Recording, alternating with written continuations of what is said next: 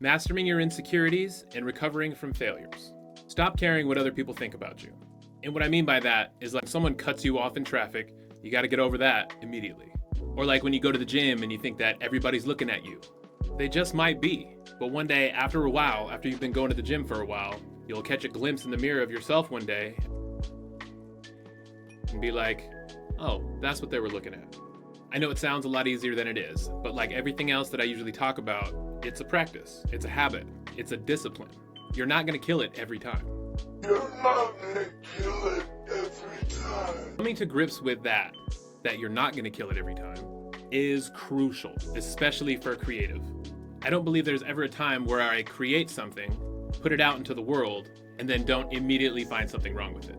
So what I'm trying now is to give it the best I can when I'm sitting down and doing the thing. Being fully involved, being fully intentioned on doing what I'm doing.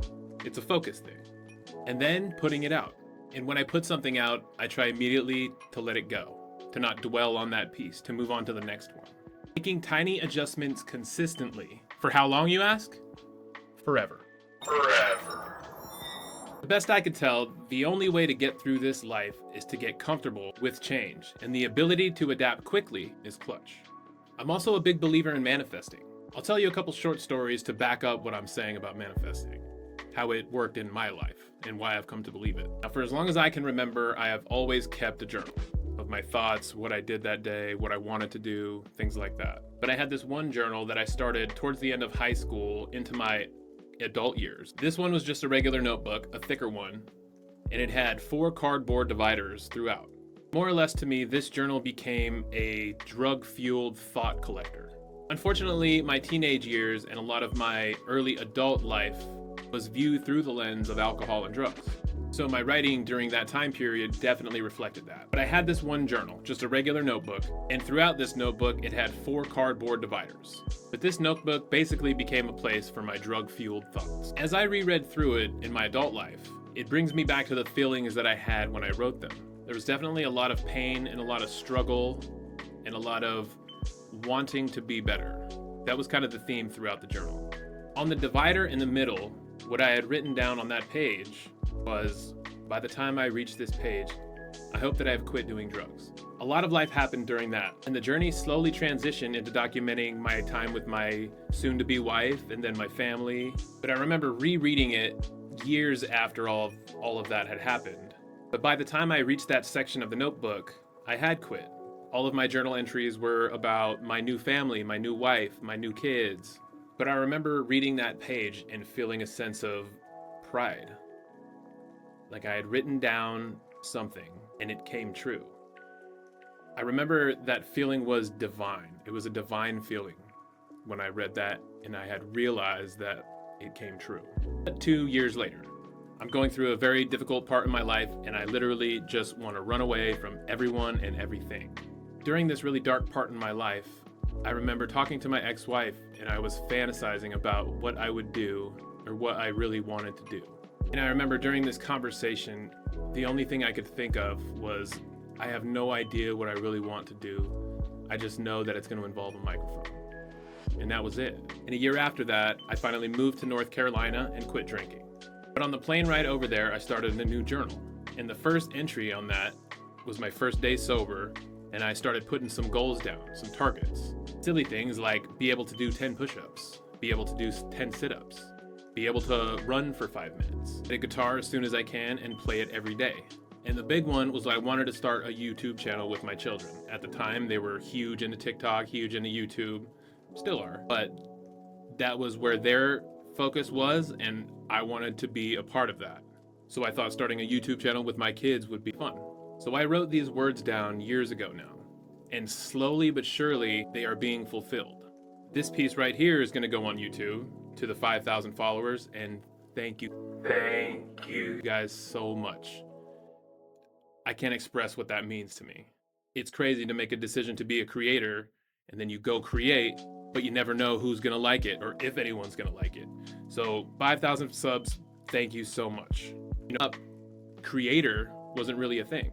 We didn't know that we could do that. But when I think back to high school and some of the friends that I used to hang out with, we were all creative about everything. Like, we just rapped together or wrote music together and that's all we did creatively. But when I think back, if you looked at all of our homework pages during class, they were all tagged up.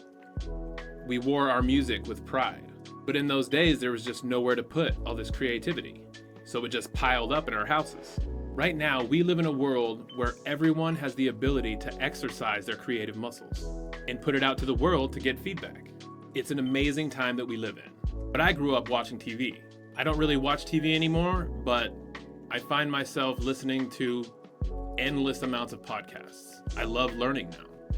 It really feels like now's the time that anybody can make a living doing exactly what they're passionate about. I think the caveat to doing what you're passionate about is you're gonna have to learn content or hire someone that does, because it really seems that's where everything is going now. How much do you learn from TikTok or YouTube Shorts or Facebook Reels? I'll say this, a lot of the dinners at my house now come from TikTok. And even if you run a small business, the only way to scale it nowadays is on social media. And I say all this because I'm 41 years old now, and I've been creative my entire life. But up until recently, I didn't realize that there was a job for that. Unfortunately, you gotta make it yourself, but you absolutely can do it. So this is where recovering from failure quickly is gonna be your best friend. Everybody recovers from failure differently. But like everything that I usually talk about, it's a practice, it's a discipline.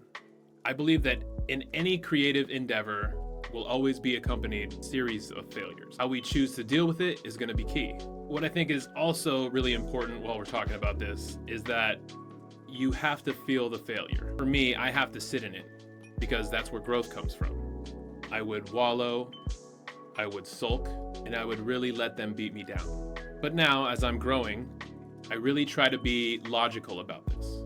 If I know that all thoughts and all feelings are temporary, then logically it makes sense that it will eventually go away. And how I know that is because a bad thing that happened to me when I was 10 years old, I don't worry about anymore. So I know it works. I know it goes away. And I also try to find things that help speed up the process of recovering from failure, like listening to positive music, listening to motivational podcasts, or speeches. But it is important that you feel the failure. I have to process that in order for me to get back in the game. Failures are inevitable for the creative person, but the ability to analyze our own behavior is a great start. Till next time, please like and subscribe. Please let me know what you do to recover from failure.